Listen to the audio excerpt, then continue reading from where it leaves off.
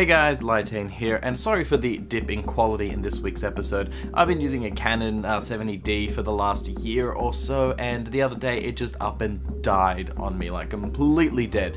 It froze, and then when I turned it off and on again, it's just completely dead. No power going to it, no lights, no anything. It's just such a shame.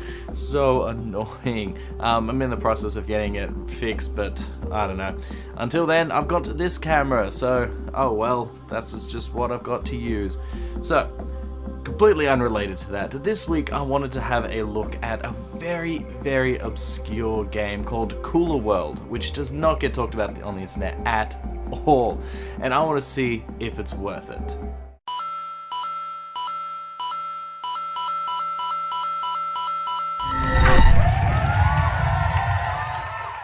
Kula World, or if you are in the US, Roll Away, is a puzzle game where you play as a ball. Released in 1998 by Game Design Sweden AB for the PlayStation 1. Now there is no story or any kind of pretext to what you are doing or why. It's just a game for the sake of being a game. But the point of it is that you are trying to find an exit which is hidden in every level which is locked. What knob locked all the doors? What a douche. So you need to find the keys and get to the exit, and you get to see a world that looks pretty cooler. The premise of the game is incredibly simple. You just have to roll around and collect the keys before finding the exit. The controls are also really incredibly simple as well, where you can press up to roll forward, or you can press left or right to change your view, to just rotate the entire screen pretty much. You cannot roll back, you can't do any of that, so that you can't look behind you, you can't roll backwards, so you have to turn around twice if you want to go backwards, but that's about it. You also have a hop, which if you press it while standing still, you just hop on the spot. If you press it whilst rolling, you jump over the square that's in front of you, which is good for getting over some of the hazards. Aside from that, you have a very limited camera control with the L and R1 buttons, where you can look directly up and look directly down in front of the ball, and that's about it.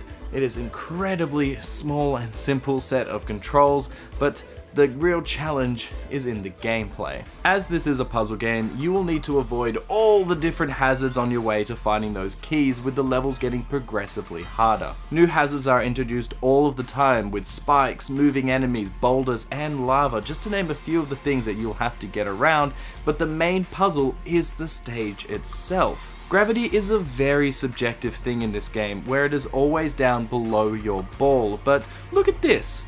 The stage rotates.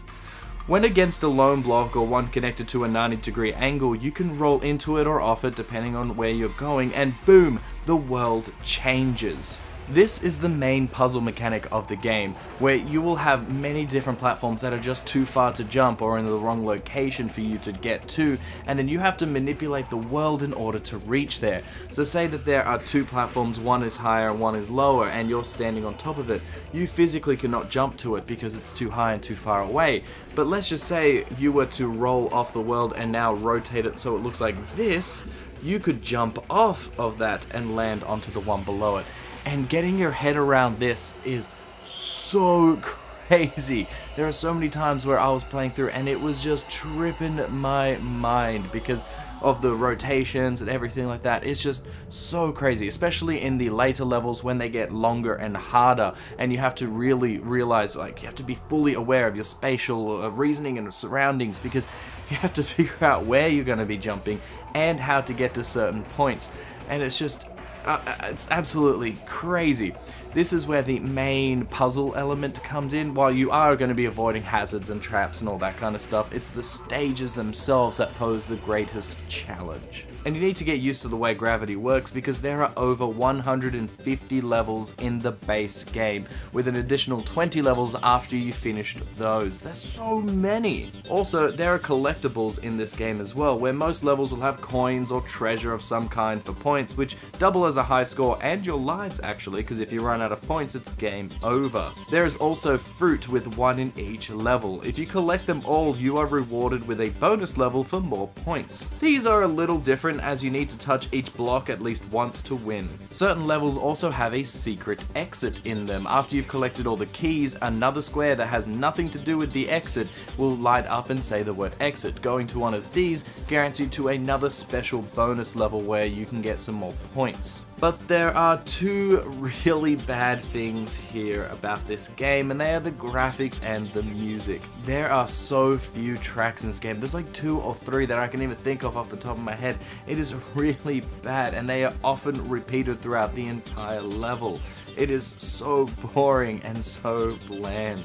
And although there are 10 different areas and balls, they all look pretty crummy. The picture used in the skybox is so poor and so badly rendered. I'm surprised they even bothered using anything at all. When you compare it to other games that were coming out in 1998, this just looks shockingly bad. I do like that the ball does change every 10 levels, which is pretty cool, and in the bonus levels it's also a unique design, but in my opinion, Kula World is worth it. It is such an underrated hidden gem for the PlayStation 1. If you like puzzle games of any kind, you'll definitely get a kick out of this.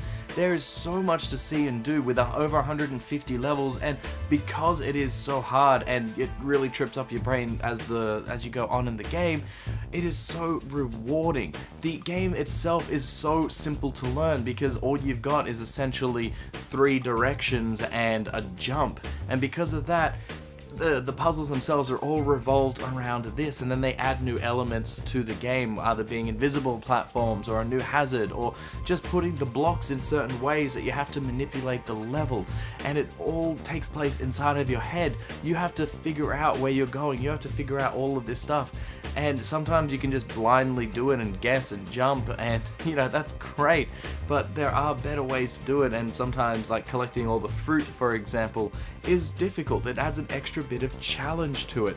I honestly had a major blast when I was playing through this game, and I think it's severely underrated because no one talks about it. This is a game that should be talked about more.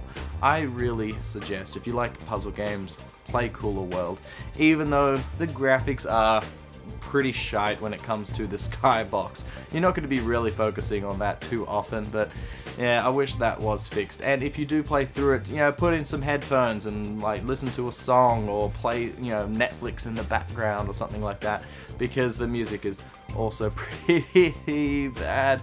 But aside from that, the actual gameplay is so much fun, and I would say give it a shot. So tell me what you thought about Kula World. Did you even know about it, or Roll Away as it's called in the US? Damn those silly US and renaming things. Or is it us that are silly and renaming it? Doesn't matter. I used to have the demo of this game as a kid, and I would play a lot of it. It would only have the first 10 levels of the game, but I was really good at those first 10 levels. Afterwards, the demo would end, and I've always wanted to get the game, but it was incredibly hard to find because no one really talks about it. It's a very obscure game.